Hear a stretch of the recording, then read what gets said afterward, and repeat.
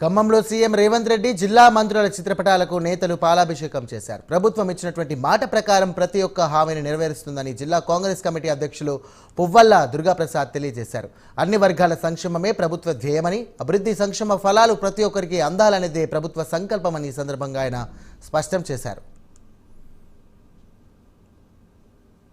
ఈరోజు చాలా సంతోషకరమైనటువంటి రోజుగా, చరిత్రలో లిఖించబడినటువంటి రోజుగా, నిన్న అంబేద్కర్ జయంతి సందర్భంగా రాష్ట్ర ప్రభుత్వం ఒక చారిత్రక నిర్ణయాన్ని తీసుకొని దాన్ని పూర్తిగా అమలుపరుస్తూ ఒక జీవో ఇష్యూ చేసింది ఎస్సీ వర్గీకరణ గురించి.